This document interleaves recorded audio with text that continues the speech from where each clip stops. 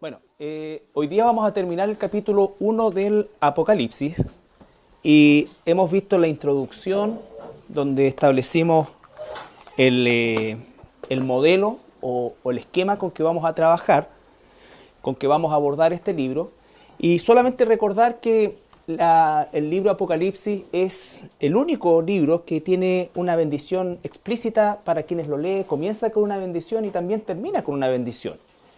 Y es una bendición, aun cuando leer toda la Biblia, siempre toda la Biblia es una bendición, pero se hace específicamente para Apocalipsis por el hecho de que nos revela a Jesucristo en su máximo esplendor de gloria. ¿Ya? Vamos a leer, por favor, desde el capítulo 1, desde el versículo 9 hasta el 20. Ya hicimos una parte de eso. Capítulo 1, versículo 9 al 20. Yo, Juan, vuestro hermano y copartícipe vuestro en la tribulación, en el reino y en la paciencia de Jesucristo, estaba en la isla llamada Patmos, por causa de la palabra de Dios y el testimonio de Jesucristo. Yo estaba en el Espíritu en el día del Señor, y oí detrás de mí una gran voz como de trompeta que decía: Yo soy el Alfa y la Omega, el primero y el último. Escribe en un libro lo que ves, y envíalo a las 7 iglesias que están en Asia, a Éfeso, Esmirna, Pérgamo, Tiatira, Sardis, Filadelfia y Laodicea. Y me volví para ver la voz que hablaba conmigo, y vuelto vi 7 candeleros de oro, y en medio de los 7 candeleros a uno semejante al Hijo del Hombre, vestido de una ropa que llegaba hasta los pies, y ceñido por el pecho con un cinto de oro. Su cabeza y sus cabellos eran blancos como blanca lana, como nieve, sus ojos como llama de fuego, y sus pies semejantes al bronce bruñido, refulgente como en un horno, y su voz como estruendo de muchas aguas. Tenía en su diestra 7 estrellas, de su boca salía una espada aguda de 2 filos, y su rostro era como el sol cuando resplandece en su fuerza. Cuando le vi, caí como muerto a sus pies. Y él puso su diestra sobre mí, diciéndome: No temas, yo soy el primero y el último, y el que vivo y estuve muerto. Mas he aquí que vivo por los siglos de los siglos. Amén. Y tengo las llaves de la muerte y del Hades. Escribe las cosas que has visto, y las que son, y las que han de ser después de estas. El misterio de las 7 estrellas que has visto en mi diestra, y de los 7 candeleros de oro. Las 7 estrellas son los ángeles de las 7 iglesias, y los 7 candeleros que has visto son las 7 iglesias. Nosotros revisamos del 1 al 8 y también vimos parte del 8 y del 10, del 9 y del 10, más bien del 9.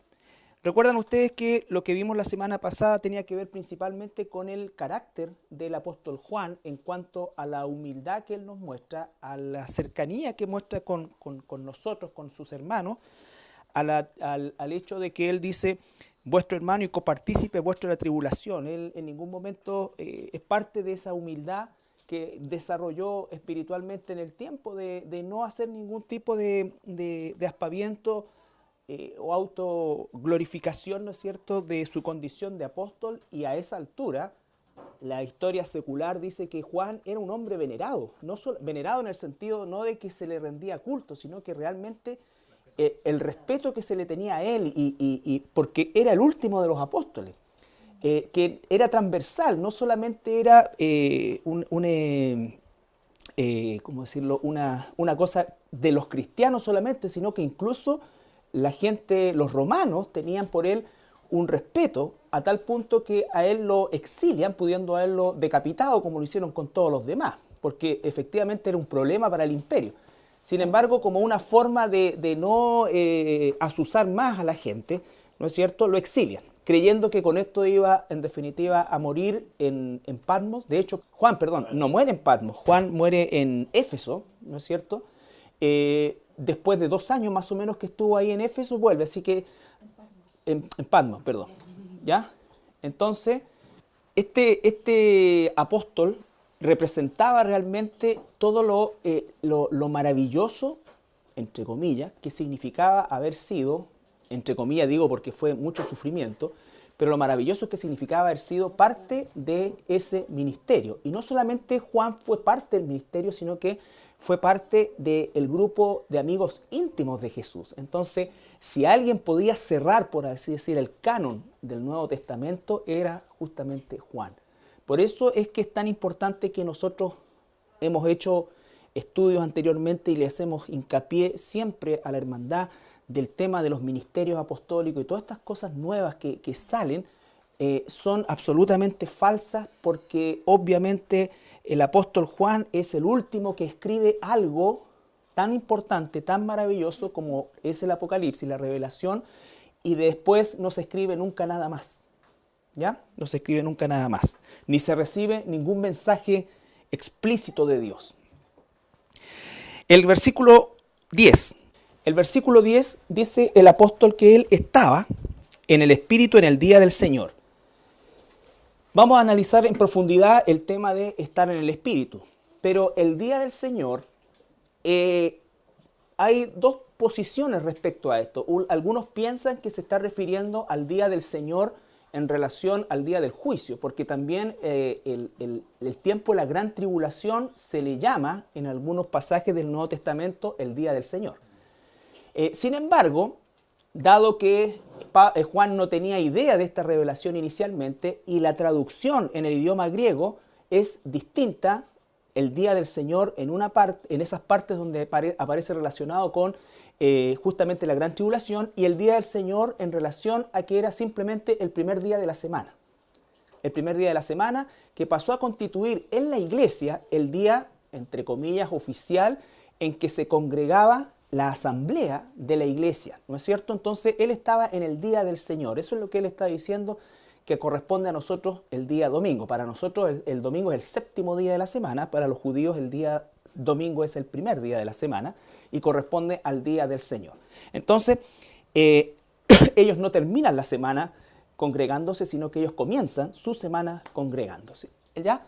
Y entonces dice en el día del Señor. Yo me quedo con esa segunda parte, con esa segunda posición, que es efectivamente que corresponde sencillamente al día de reunión congregacional. Se instituyó en la iglesia a partir de la resurrección de Jesucristo, que fue un día domingo, como una forma también de desmarcarse del Shabbat del judío, que era el séptimo día, ¿ya? Pero dice en el Espíritu. Yo estaba en el Espíritu. Cuando nosotros hablamos de estar en el Espíritu, en los círculos evangélicos, desgraciadamente el día de hoy se asume una posición carismática, más bien de descontrol y de una serie de otros fenómenos que no tienen que ver con el Espíritu Santo, y ya también largamente lo hemos analizado. Y lo que significa estar en el Espíritu Santo es estar completamente controlado por el Espíritu Santo, ¿ya? Estar en el Espíritu significa estar completamente bajo el control del Espíritu Santo, ¿ya? Y cuando nosotros queremos, recuerden ustedes siempre esto, y por favor, si algo les queda de lo que estamos viendo el día domingo y de lo que estamos viendo en Apocalipsis, la imagen del hombre, del ser humano perfecta y totalmente controlado y lleno del Espíritu es la figura de Jesucristo. No podemos mirar a nadie más, ¿no es cierto? Todo lo que se ve de más, que son ejemplos también muy buenos, podríamos decir nosotros, los mismos apóstoles y otros hermanos, ¿no es cierto? O hermanas, pero ese es el gold estándar, como se dice, o sea, ese es lo perfecto. Entonces, si no vemos en él cualquier cosa que se atribuya al Espíritu Santo, entonces no es del Espíritu Santo, él es el modelo perfecto, ¿ya? Vamos a ir a Romanos 8, 5 al 15.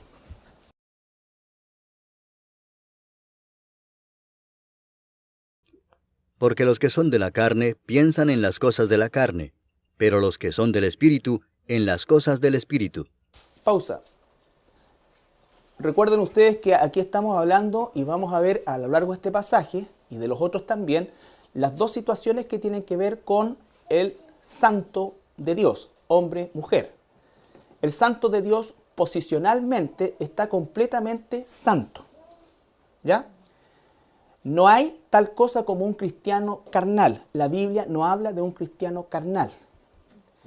Habla de un santo que se está perfeccionando, un santo que puede ser influido por su naturaleza caída. pero nosotros ya no somos esclavos del pecado, somos esclavos del Espíritu, somos liberados completamente y tenemos hoy el poder en el Espíritu Santo para someter esa naturaleza caída. Entonces acá dice, los que andan Conforme a la carne o conforme al Espíritu. conforme a la carne o conforme al Espíritu, está haciendo una definición posicional. Está diciendo los cristianos, los no cristianos, los santos, los perdidos. ¿Estamos?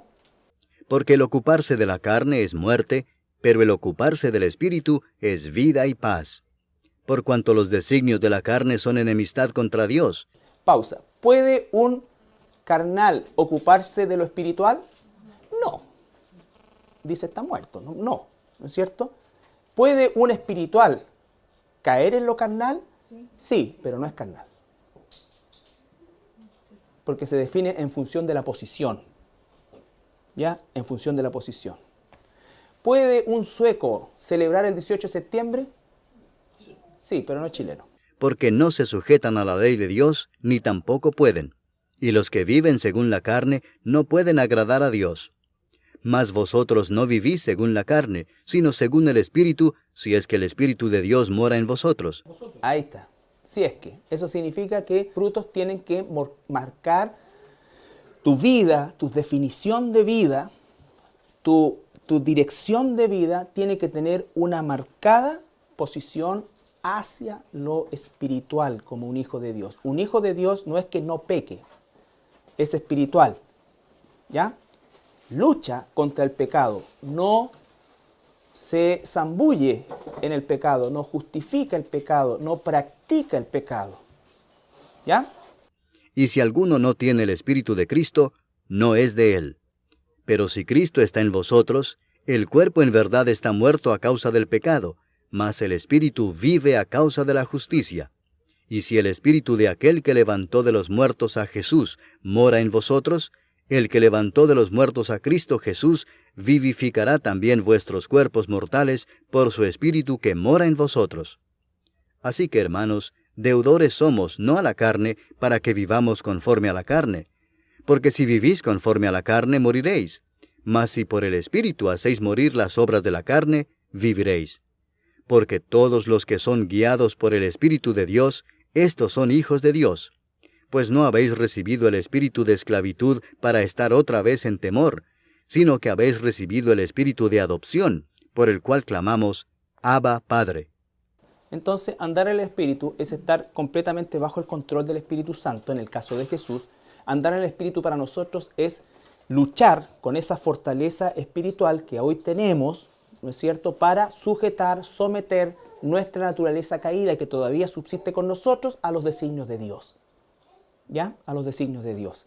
Por supuesto que un cristiano peca, claro que sí, pero no es la tendencia de su vida. No anda, peripateo es la palabra ahí, ¿no es cierto? No es una práctica permanente. La práctica permanente del cristiano, del hijo, la hija de Dios, es hacer la voluntad de Dios. ¿Ya? Eso es importante, por eso el mismo apóstol Pablo deja la interrogante, si es que, y ese si es que está sujeto justamente a mi comportamiento como un hijo de Dios, como una hija de Dios.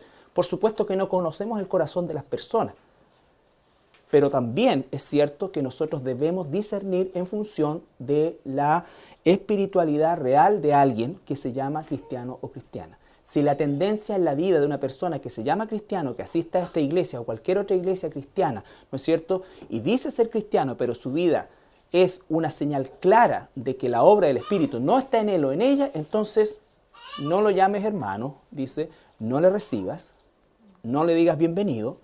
¿Por qué? Porque en definitiva él está practicando el pecado. Y practicando el pecado no necesariamente tiene relación con los pecados que para nosotros pueden resultar, que además desgraciadamente muchas veces son así, ¿no es cierto?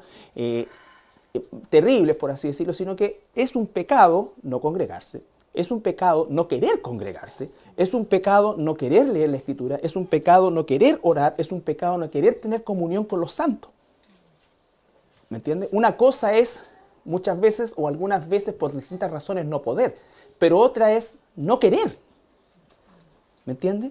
Entonces, eso son cosas que también nosotros debemos considerar, Porque hay personas que pueden tener una vida moralmente, entre comillas, aceptable o sobre lo aceptable a nivel social, pero no querer tener nada que ver con los santos. Y pasa, hay personas que dicen, no, que en realidad, mira, a mí me gusta escucharte mejor y no voy porque no quiero hacer atado. Entonces, eso no es. El amor de Dios nos impulsa santos a pesar de que sabemos que no siempre va a ser agradable, llevadera, pero esa es la gracia de la iglesia. Por eso es que dice, no dejen de congregarse. Por ejemplo, ¿no es cierto? Gálatas 5:16. Digo pues, andad en el Espíritu y no satisfagáis los deseos de la carne. Recuerde que carnal nos está refiriendo al cuerpo. La palabra carne o cuerpo en el griego es soma. La palabra que se usa acá es sarkikos, que significa una mente no regenerada. Nosotros como espirituales tenemos una mente regenerada, que está en un proceso de transformación por medio de la palabra. El carnal tiene una mente no regenerada, piensa como carnal, piensa que da lo mismo si viene para acá o va al templo de los católicos, piensa lo mismo, que no le cabe en la cabeza, ¿no es cierto?, que una persona tan buena se vaya al infierno. Así piensan los carnales y muchas veces asisten a una iglesia, ¿me entiendes? No les cabe en la cabeza que la Teresa de Calcuta, que aunque haya hecho y se haya curado o dado su vida por los leprosos, que haya terminado diciendo que no cree en Dios por todo lo que vio en la India y en todos los lugares donde estuvo, esté en el infierno. El carnal no cree eso. Es imposible, no lo traga. ¿Te das cuenta? El espiritual no solamente no lo tiene que tragar, sino que lo asume, porque esto no es por obra. No es por obra. No sé si alguien ha leído los escritos de Teresa de Calcuta. Es puro ateísmo. Es puro ateísmo. ¿Me entiendes? Entonces, ella, en sus últimos escritos, ella dice definitivamente que no cree en Dios. Porque si existiera Dios y actúa exactamente igual que como cualquier carnal, no habría toda la miseria que ella le tocó vivir durante todos estos años. ¿Ya? Entonces, si muere con ese pensamiento, no va a ir al cielo. O sea, ya no fue. Pero un carnal te va a tirar por la cabeza a la silla. 1 Tesalonicenses 5, 16, 24. Estad siempre gozosos, orad sin cesar. Dad gracias en todo, porque esta es la voluntad de Dios para con vosotros en Cristo Jesús. No apaguéis al Espíritu, no menospreciéis las profecías. Examinadlo todo, retened lo bueno. Absteneos de toda especie de mal. Y el mismo Dios de paz os santifique por completo, y todo vuestro ser, espíritu, alma y cuerpo, sea guardado irreprensible para la venida de nuestro Señor Jesucristo. Fiel es el que os llama, el cual también lo hará. Ahí está entonces toda una serie de elementos que caracterizan a un ser, un hombre, una mujer. No cesar de orar, no cesar de dar gracias, ¿no es cierto? Examinarlo todo, retener lo bueno, ¿ya? Por favor, examinarlo todo y retener lo bueno en relación a la predicación verdadera de la palabra. Por ejemplo, yo estoy enseñando algunas cosas acá, tú tienes que desechar la tontera que dije de Vidal. Eso desecha, quédate con lo que... No se trata de que de lo que dice el Papa yo voy a sacar algo bueno, ¿ya? Porque hay carnales que dicen, oye, pero si habló de puro Jesús, el diablo también habla de puro Jesús. ¿Se entiende eso? Entonces, no, pero es que tú tenés que examinarlo todo y retener lo bueno. No, porque la fuente es mala. Se está refiriendo a que un pastor como yo, ¿no es cierto?, de repente tiene una broma, una tontera, o se equivoca. Que nosotros como cristianos tengamos primero la misericordia y segundo, la capacidad espiritual de quedarnos con lo que tenemos que quedarnos. ¿Ya? Y retenerlo y desechar el resto. Pero no se trata de esto de decir, oye, si nombró a Dios, fíjate que el discurso, porque yo fui a misa, fíjate, pero oye, el cura es distinto, me han dicho a mí. No, el cura era totalmente distinto, nada que ver con los otros curas. Habló de puro Jesús, me da lo mismo. Era un cura. ¿Te das cuenta? Entonces, eso es a lo que te lleva el pragmatismo de la palabra de Dios. La palabra de Dios es pragmática, es discriminatoria y es absoluta. ¿Ya? Dígame. Exacto. malo, o sea, es absoluto, no puede un árbol malo dar fruto bueno y malo. Exactamente, exactamente. Siempre los términos en que enseña Jesucristo son términos absolutos. Un árbol bueno va a dar buen fruto. Que un cura, que es un árbol malo, hable de Jesús, no importa que por fuera parezca, está podrido por dentro. Claro. Entonces, cuando el apóstol Juan, nuestro hermano, copartícipe en las tribulaciones con todos nosotros, ¿ya? Significa que para él no es ajeno el sufrimiento por causa del Señor, así como no es ajeno el sufrimiento por causa del Señor a cualquiera de nosotros, en la magnitud y en la cantidad y el tipo que Dios haya dispuesto soberanamente para cada uno, pero como promesa de Jesús dice que en el mundo vamos a tener aflicción, y entonces nosotros sabemos que eso es así. Aflicción por un ser querido que está muerto espiritualmente, aflicción, recibimos quizás una presión laboral por causa de nuestro cristianismo, familiar, social, en fin, la que sea, pero en algún momento determinado, y en algunos casos, tiempo real hoy, persecución, ¿no es cierto?, gubernamental con resultado de muerte. Entonces el apóstol Juan, dice: yo, Juan, vuestro hermano y copartícipe vuestro en la tribulación, en el reino y la paciencia de Jesucristo, estaba en la isla llamada Patmos. Ya sabemos que la isla de Patmos era un islote en el mar Egeo, por causa de la palabra de Dios y el testimonio de Jesucristo. Yo estaba en el Espíritu en el día del Señor. ¿Ya? Y ahora viene y dice: y oí detrás de mí una gran voz como de trompeta. Cuando en la Biblia se utiliza el concepto de toque de trompeta, bueno, en el Antiguo Testamento, cuando el pueblo se reunía, tenía varios toques de trompeta que determinaban varias actividades que se hacían, ¿ya?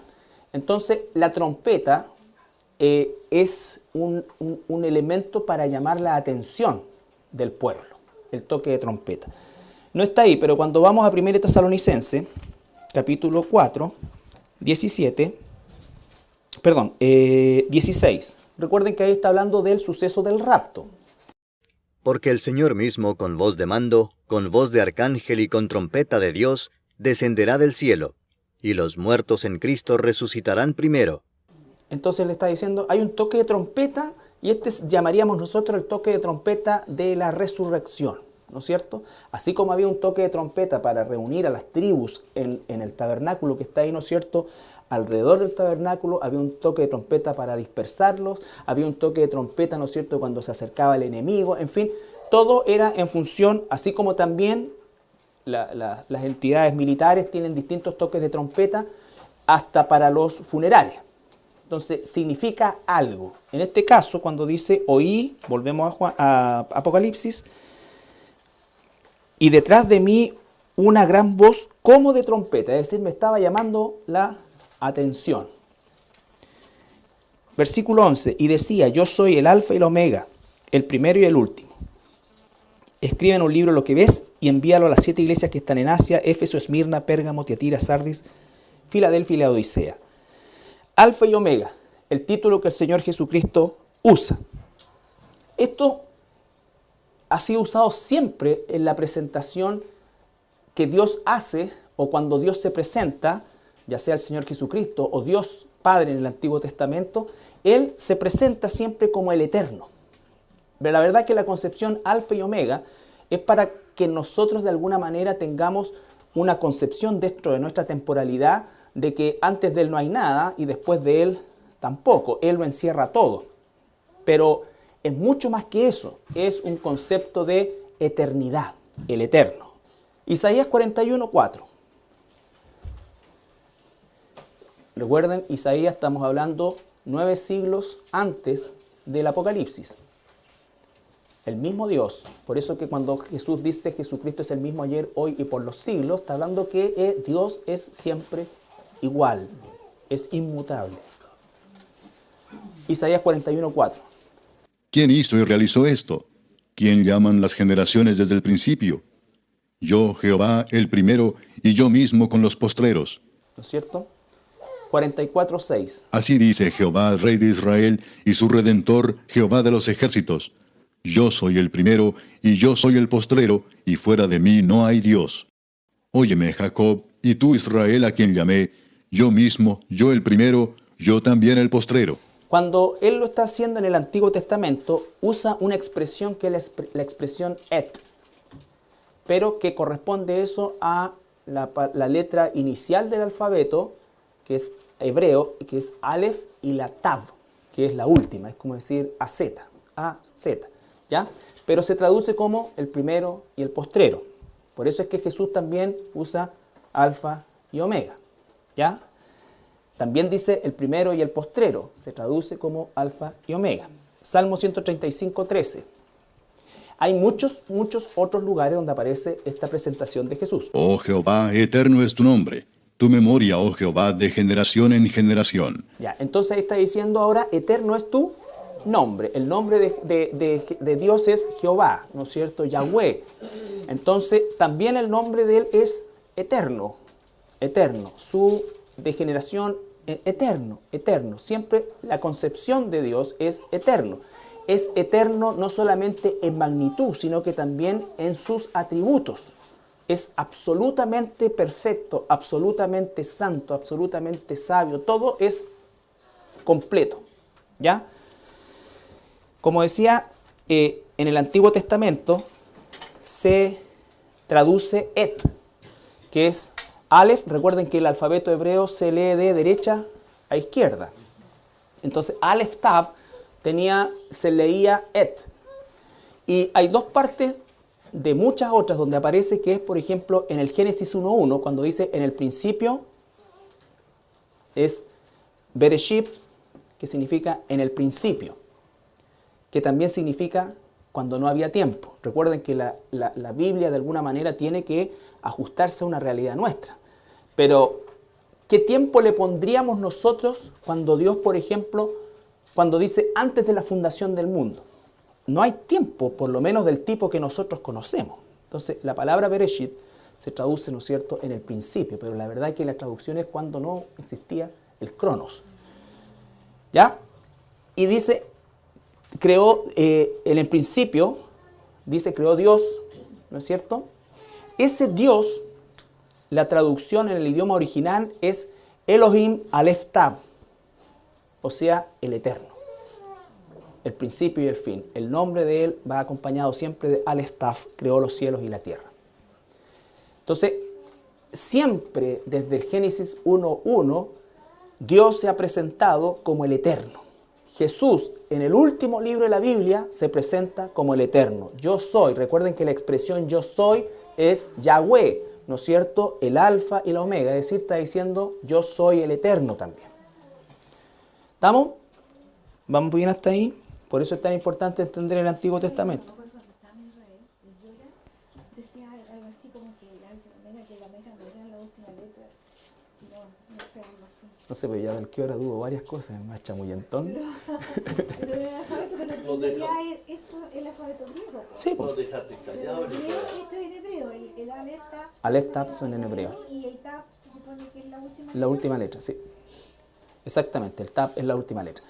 Eso es bueno también, porque no se olviden que aunque el Nuevo Testamento fue escrito en griego, es escrito o recibido por judíos. Por lo tanto, la traducción obviamente que va al idioma griego, pero para eso nosotros tenemos que apoyarnos en el original o en el idioma original hebreo, ¿ya? Si el Nuevo Testamento hubiese sido escrito en español, habría sido yo soy la A y la Z, ¿no es cierto? Pero originalmente corresponde a Aleph Tav. Aleph Tav. Ya. Bueno, y posteriormente volvemos al capítulo 1, versículo 11. Dice, ahí manda que escriba en un libro, la palabra libro ahí es pergamino, no existía el libro como lo tenemos en nuestra mano el día de hoy, y tiene un propósito bien claro ese pergamino, es enviárselo a las iglesias. Si la Biblia en general no es un libro para el inconverso, el Apocalipsis en particular es expresamente solo para cristianos. Por eso no esperemos nunca que un no cristiano tenga una interpretación o entienda el libro de Apocalipsis. ¿Ya? Entonces, O que lo entienda bien, por lo menos. o que lo entienda bien, claro. Pero Patito, y ahí cuando dice para las 7 iglesias, y había una iglesia que no era la... Ya vamos a llegar ahí cuando lleguemos al mensaje de la Odisea. ¿Por qué? porque recuerden ustedes que estas iglesias, y lo vamos a ver a la luz justamente de lo que es la visión que tiene Juan del Jesucristo resucitado en su función de sumo sacerdote. El mensaje es para 7 iglesias, lo que significa que el número está perfecto, pero no todas las iglesias obviamente son perfectas. De hecho, todas tienen algo que corregir. Sin embargo, la última corresponde justamente a la que no es iglesia y que existe antes y existe hoy también. Lo que significa también que ese mensaje, ¿no es cierto?, va a esa iglesia sabiendo el Señor que ese mensaje no va a ser recibido por esa iglesia. ¿Ya? Dice, y me volví para ver, ¿quién puede leer del versículo 12 al 16? Al 17, perdón. Y me volví para ver la voz que hablaba conmigo, y vuelto vi 7 candeleros de oro, y en medio de los 7 candeleros a uno semejante al Hijo del Hombre, vestido de una ropa que llegaba hasta los pies, y ceñido por el pecho con un cinto de oro. Su cabeza y sus cabellos eran blancos como blanca lana, como nieve, sus ojos como llama de fuego, y sus pies semejantes al bronce bruñido, refulgente como en un horno, y su voz como estruendo de muchas aguas. Tenía en su diestra 7 estrellas, de su boca salía una espada aguda de 2 filos, y su rostro era como el sol cuando resplandece en su fuerza. Cuando le vi, caí como muerto a sus pies. Y él puso su diestra sobre mí, diciéndome, no temas, yo soy el primero y el último. Entonces aquí ya empezamos con las representaciones que nosotros tenemos que buscar en el Antiguo Testamento. Lo primero que dice, ¿no es cierto?, es que vi 7 candeleros de oro. El misterio de los candeleros aparece resuelto en el versículo 20, ahí mismo. Vamos resolviendo cada una de las señales. El misterio de las 7 estrellas que has visto en mi diestra y de los 7 candeleros de oro. Las 7 estrellas son los ángeles de las 7 iglesias. Los ángeles de las 7 iglesias, ya vamos a ver. Y dice después, y los 7 candeleros que has visto son las 7 iglesias. Cuando parte el capítulo 2, dice, escribe al ángel en la iglesia en Éfeso. Por lo tanto, el ángel no es un ángel. Recuerden que la palabra ángel significa solamente un mensajero. Le está escribiendo al mensajero, al pastor, al anciano de esa iglesia en particular, para que transmita esta información a la iglesia. ¿Ya? Entonces, eso es importante saber. Está resuelto en primer lugar el misterio de las estrellas y de los candeleros. Los candeleros son las iglesias. Ahora bien, volvamos al versículo 13. Y vi en medio de los 7 candeleros a uno semejante al Hijo del Hombre, y vestido de una ropa que llegaba hasta los pies y ceñido por el pecho con un cinto de oro. Esa es la vestidura del sumo sacerdote, ¿ya? No tiene el pectoral. ¿Por qué no tiene el pectoral? Porque él está obrando como sumo sacerdote de la iglesia, que la iglesia la constituyen judíos y cristianos. ¿Se recuerdan? El sumo sacerdote tenía un pectoral con 12 piedras preciosas y cada una de esas piedras representaba una de las tribus de Israel. Bueno, Jesús aparece solamente con un cinto de oro. Pero su función es, en medio de las iglesias, él cumple la promesa que dijo en Mateo 28, estaré con ustedes todos los días hasta el fin del mundo. Jesús está en la iglesia, él es cabeza de la iglesia, por lo tanto él es el que supervisa la iglesia, es el que cuida la iglesia, es el que guía la iglesia. Usa agentes humanos, pero él es el que está detrás de todo. Por eso es tan importante cuando nosotros hablamos de quién es la cabeza de la iglesia es Jesucristo. Él entrega mensaje escrito a sus ministros para que la iglesia sea ministrada. Este no puede ser un ángel como figura celestial, porque un ángel como figura celestial no predica el evangelio, o no predica o no enseña la palabra de Dios hasta un momento que vamos a ver al final del Apocalipsis. Entonces, él anda en medio de las 7 iglesias. Ahora bien, 7 es el número de la perfección, lo que significa que estas iglesias correspondieron originalmente a iglesias que existieron, pero también corresponden a la iglesia en términos de periodo, de época. Por ejemplo, llevamos ya 2000 años de periodo de la iglesia. no sabemos cuántos años más, pero este periodo de la iglesia va a terminar. ¿No es cierto? Porque el versículo 19 dice, escribe las cosas que has visto. ¿Qué fue lo primero que vio Juan? La visión del Cristo glorificado como sumo sacerdote. Las que son los mensajes que vienen a continuación a las iglesias. Y después dice, las que han de ser después de estas. Es decir, después del periodo de la iglesia viene otro periodo que empieza a relatarse en el capítulo 4 en adelante. ¿Estamos hasta ahí? Entonces, Jesús aparece como sumo sacerdote. ¿Qué hacía el sumo sacerdote? Intercedía por el pueblo una vez al año con un sacrificio de un cordero perfecto en el lugar santo.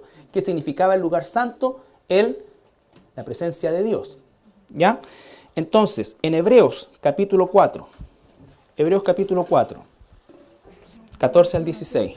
Por tanto, teniendo un gran sumo sacerdote que traspasó los cielos, Jesús el Hijo de Dios, retengamos nuestra profesión, porque no tenemos un sumo sacerdote que no pueda compadecerse de nuestras debilidades, sino uno que fue tentado en todo según nuestra semejanza, pero sin pecado. Acerquémonos, pues, confiadamente al trono de la gracia, para alcanzar misericordia y hallar gracia para el oportuno socorro. Ya, entonces dice, ya ahora tenemos un sumo sacerdote, que es nuestro Señor Jesucristo, que traspasó los cielos. Dice Hebreos también que Él no entró en un santuario humano, hecho de mano, sino que en el verdadero que está en el cielo. Ese es el santuario. Y en el santuario están las iglesias, ¿no es cierto?, representadas por esos candeleros, y Jesús en medio de ellas, con sus ministros en la mano. Si un ministro está en la mano, va a enseñar la verdad de Dios. Si no está en la mano de Dios, va a enseñar cualquier cosa. Diga, sí. El santuario no hace referencia a una réplica del santuario terrenal en el cielo.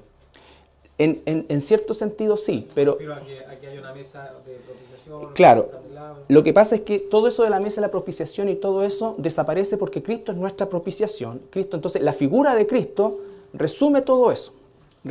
Por eso es que en parte sí y en parte no, porque el santuario del Antiguo Testamento estaba enfocado específicamente en los judíos. La vestimenta del sacerdote tenía otra ornamenta adicional. Ahora, esto es importante también porque las túnicas dice que llegaban hasta los pies y esa es la túnica real. Entonces Jesús es sumo sacerdote, pero también es rey. ¿Ya? También es rey. Entonces, Él está intercediendo por las iglesias. Entonces Él dice que tenemos ahora un sumo sacerdote que conoce y sabe perfectamente qué es lo que es la tentación porque Él la vivió en carne propia. Por lo tanto, Él se puede compadecer de sus hijos, de sus hijas, e interceder por ellos. Y por eso el mismo apóstol Juan, en Juan 1, dice, si pecamos, abogado para con el Padre. Es decir, un sumo sacerdote que intercede por nosotros. Esa es la función que está haciendo Jesucristo hoy día. Por eso es que si la iglesia no ama al inconverso, el inconverso se queda sin amor. Porque Jesús está intercediendo por los suyos, para que su pueblo, su iglesia, la cual Él compró con su sangre, ¿no es cierto?, haga la pega. Bien. Hebreos capítulo 5, versículo 1 y 6. Porque todo sumo sacerdote tomado de entre los hombres es constituido a favor de los hombres en lo que a Dios se refiere. Esa era la función del sumo sacerdote, ¿no es cierto? Interceder por su pueblo, por los hombres, ¿no es cierto? Como también dice en otro lugar, tú eres sacerdote para siempre, según el orden de Melquisedec. ¿Saben ustedes la historia de Melquisedec? No, 1 y 6. ¿Quién no sabe la historia de Melquisedec? La característica de Melquisedec, que significa rey de justicia, que es una... Claro, rey de Salem, Salem es justicia, o Salem Shalom, paz, justicia. Entonces, el Melquisedec tenía la característica de ser un sumo sacerdote que no provenía de la línea de quién eran los sacerdotes, de Aarón, de Leví, ¿no es cierto? Entonces Melquisedec era de Judá, Jesús era de Judá, ¿ya? Entonces en ese sentido también es un sumo sacerdote, pero Melquisedec es la figura de Jesús como sumo sacerdote ya presentado en el Antiguo Testamento. Y entonces él es Melquisedec y es un sacerdote, un sumo sacerdote, dice, para siempre, en favor de nosotros. Ahora, el profeta Daniel tuvo una visión muy similar Daniel es 600 años antes de Apocalipsis. En Daniel 7:9. Estuve mirando hasta que fueron puestos tronos, y se sentó un anciano de días, cuyo vestido era blanco como la nieve, y el pelo de su cabeza como lana limpia. Su trono llama de fuego, y las ruedas del mismo fuego ardiente. Daniel 10, 1 al 6. En el año tercero de Ciro, rey de Persia, fue revelada palabra a Daniel, llamado Belsasar, y la palabra era verdadera y el conflicto grande, pero él comprendió la palabra y tuvo inteligencia en la visión. En aquellos días yo, Daniel, estuve afligido por espacio de 3 semanas. No comí manjar delicado, ni entró en mi boca carne ni vino, ni me ungí con ungüento, hasta que se cumplieron las 3 semanas. Y el día 24 del mes primero estaba yo a la orilla del gran río Hiddekel. Y alcé mis ojos y miré, y he aquí un varón vestido de lino, y ceñidos sus lomos de oro de Ufaz. Su cuerpo era como de berilo, y su rostro parecía un relámpago, y sus ojos como antorchas de fuego, y sus brazos y sus pies como de color de bronce bruñido, y el sonido de sus palabras como el estruendo de una multitud. Entonces, los elementos se repiten, ¿no es cierto?, en la visión de Daniel con, mejor dicho, en la visión de Juan en relación a la visión de Daniel. La visión de Daniel es en perspectiva, porque eso todavía no ocurrió. ¿Por qué? Porque Jesús todavía no venía, no moría, no resucitaba y no se constituía nuestro gran sumo sacerdote, pero él ya lo vio. Dios le dio una visión de lo que sería. Por eso es que a él le dice, sellas las palabras de este libro porque esto es para el tiempo del fin. Ahora, Juan lo ve en tiempo real. Eso es lo que hoy Jesús está haciendo por su iglesia. En aquel entonces Daniel lo ve en prospección. Por eso después cuando veamos la cara de los 4 seres vivientes que están, cara de león, Daniel los ve así y Juan los ve así. ¿Ya? Entonces, cuando dice que tiene su cabello blanco, como blanca lana, hace alusión a la pureza de Dios. ¿Cómo sabemos esto? Porque Isaías 1:18 nos dice: Venid luego, dice Jehová, y estemos a cuenta. Si vuestros pecados fueren como la grana, como la nieve serán emblanquecidos. Si fueren rojos como el carmesí, vendrán a ser como blanca lana. Entonces, la Biblia explica la Biblia. Cuando nosotros encontramos que los cabellos de Jesús eran blancos, ¿no es cierto?, nosotros tenemos que inmediatamente asociarlo con pureza. Como cuando veamos el arco iris. ¿Con qué asociamos el arco iris? Ya, pero ¿qué específicamente? Ya, ¿y en qué consistía ese pacto? Nunca más se destruye la tierra por ¿Cierto? Entonces, por agua. Pero la destruir por fuego. Eso significa, ¿qué cosa? Fidelidad. El arco iris es fidelidad, porque cuando se habla de pacto, que es el primer pacto, ¿no es cierto?, entonces habla de fidelidad. Todo eso son símbolos que nosotros tenemos que entender cuando aparecen en Apocalipsis, que están descritos antes en el Antiguo Testamento, y lo que nos dan a entender son los atributos de Dios en figura. La representación, pureza, grandeza, eternidad, ¿no es cierto? Todo lo que eso significa. Entonces, cuando leemos Apocalipsis nos va quedando más claro la figura de esto. Entonces, lo primero que vimos es bastante normal desde el punto de vista de que nos habla de un saludo a las iglesias, la bendición, la humildad de Juan, pero ya empezamos aquí a describir la escena que ve primero Juan y ve al Cristo glorificado como sumo sacerdote en medio de las iglesias, ¿no es cierto?, sosteniendo a sus líderes o a sus ministros, mejor dicho, ¿no es cierto?, y ejecutando su función como sumo sacerdote. Ahora nos quedan los pies, dice que eran de bronce bruñido. Deuteronomio 28, 21 al 23. Jehová traerá sobre ti mortandad hasta que te consuma de la tierra a la cual entras para tomar posesión de ella.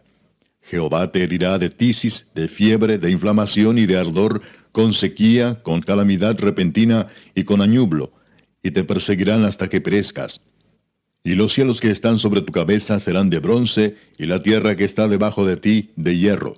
Ya, este es el principio de la explicación de por qué el bronce se asocia con juicio. ¿Ya? Después, nosotros nos vamos el bronce se relaciona con juicio en la Escritura. En el tabernáculo y posteriormente en el templo existía, este era el lugar santísimo donde se efectuaba una vez al año. Aquí entró Jesús, no entró en este santuario hecho de mano, sino que el que está en el cielo. Pero este era el altar de bronce donde se purgaban los pecados diarios. Esto siempre estaba encendido, ¿no es cierto? ¿Te acuerdas que en Tel Dan vimos uno? Sí. Me saqué una foto, pero no la muestro porque salgo así una guata. Entonces, The Holy of the Holy. Ese es The Holy of the Holy. sí, ¿ya? Entonces, aquí esto estaba siempre encendido y ahí se realizaban los sacrificios y se purgaban los pecados a través de esos sacrificios. Entonces, el bronce tiene relación con el juicio. Y cuando dice que los pies son de bronce, asume la actitud de rey, porque todos los súbditos se postraban a los pies de los reyes, ¿ya? Entonces, los pies de bronce bruñido, los pies representan el juicio de Dios. Ahora, este juicio de Jesús, como se está mostrando en las iglesias, corresponde al tribunal de Cristo, porque nuestros pecados fueron pagados en la cruz del Calvario, pero todos nosotros compareceremos, como dice, ante el tribunal de Cristo. Y se van a colocar las obras de uno, y si las obras son en hojarasca, van a perecer, y si son de oro, plata, van a permanecer. Entonces, esa es la idea, el altar de bronce, ¿ya? Que era donde se realizaba el sacrificio ordinario por los pecados. ¿Ah? No, todos. Si una vez entraba acá incluso los...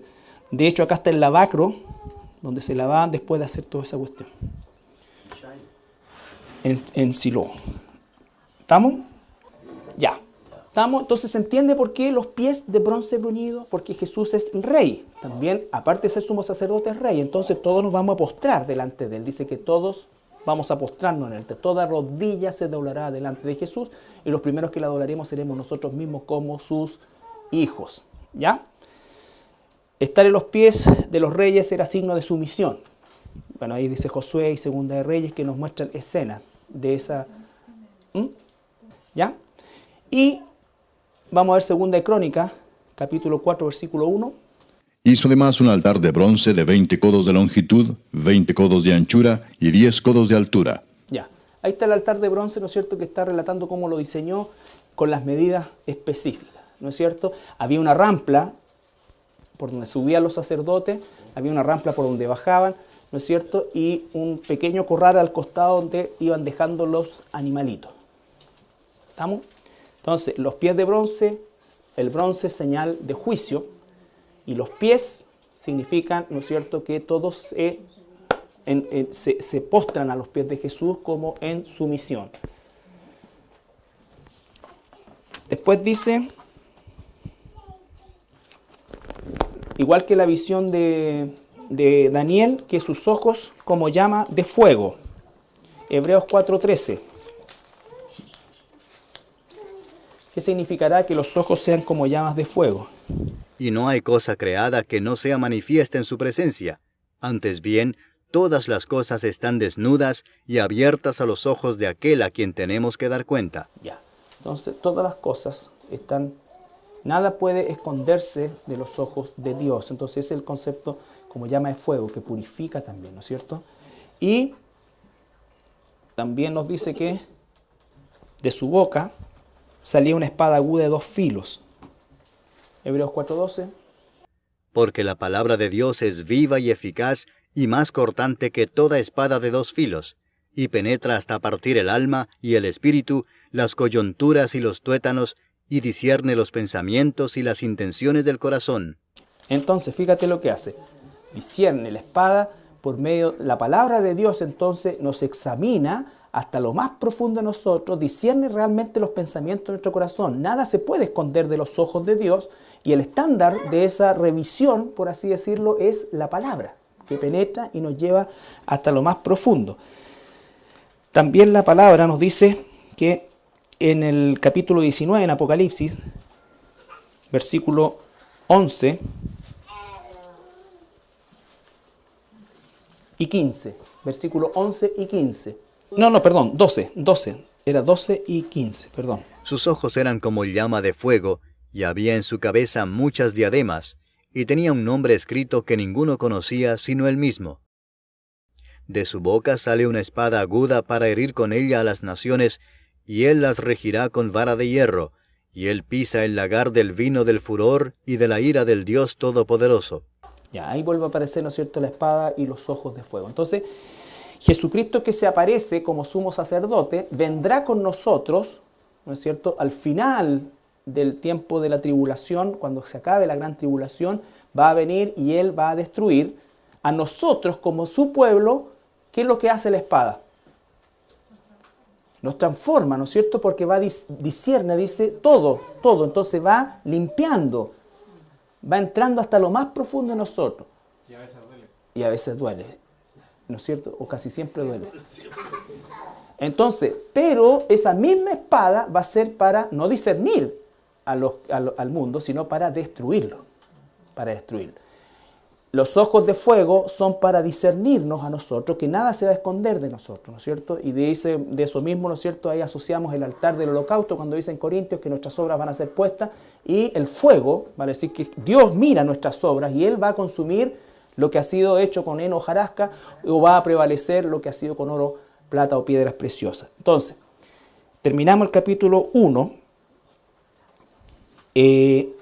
Lo importante de esto es que vemos la primera figura de Jesucristo y ya tenemos una explicación que nos va a ayudar a lo largo de todo el libro, porque Jesucristo se nos muestra al principio así y se nos va a mostrar al final del periodo de la gran tribulación de la misma manera, pero ya no en medio de las iglesias, sino que viniendo con su iglesia. ¿Estamos? El capítulo 1, versículo 19, para terminar, dice: escribe las cosas que has visto. Lo que vio Juan en su primer momento fue esta revelación que acabamos de estudiar. Las cosas que son, vamos a partir la próxima semana viendo el mensaje a las iglesias que corresponden al capítulo 2 y 3 de Apocalipsis. Del capítulo 4 comienzan a aparecer las cosas que serán y comienza el futuro, que también es futuro para nosotros. Fue futuro para Juan, es futuro para nosotros. ¿Ya? Es futuro para nosotros. ¿Alguna pregunta? Respecto del ángel de cada iglesia. Así como en este caso, por ejemplo, tenemos de Hebreos 4 para entender la Biblia como la espada. ¿Tenemos pasajes? Sí. Sí, no los coloqué en este lado, porque como la palabra ángel es mensajero, no hace alusión al ángel, o sea, no podría ser un ángel como el ser celestial, por todo lo que eso significa, porque el ángel no nos enseña a nosotros desde el punto de vista, los ángeles son puestos para ayudar a la iglesia o cuidar a la iglesia. El ángel de Jehová acampa alrededor de los que le temen, frente a las fuerzas espirituales. Pero igual que Jesús tuvo que hacerse ser humano y Él entiende nuestra condición y como sumo sacerdote, Él se compadece de nosotros porque sufrió todas las tentaciones tal cual las recibimos nosotros. Entonces, desde ese punto de vista se aplica la palabra solamente como el genérico. El genérico, que significa el mensajero. Ahí podría decir perfectamente mensajero. El mensajero o el ministro. ¿Ya? Pero no que tengamos alas, ni los ángeles negros, ni los ángeles de Charlie, ni bueno. No, yo soy Pedro Ángel, veo el horóscopo. Ya. ¿Estamos? Repasen esto. Recuerden, solamente son símbolos que hemos interpretado de los atributos de Dios. Símbolos que interpretamos el atributo de Dios, su pureza, la función de Jesús, su grandeza, su eternidad, yo soy el alfa, el omega, sus pies de bronce, juicio, ¿ya? Sus ojos como llama de fuego, su boca, la espada de dos filos. Entonces todo eso ya lo podemos entender a la luz de la Escritura, ya no es algo ajeno a nosotros. Tenemos que acostumbrarnos ahora a ver esa figura permanentemente. Después vamos a ver acciones por separado de cada una de ellas, pero este es el total. Este es el total.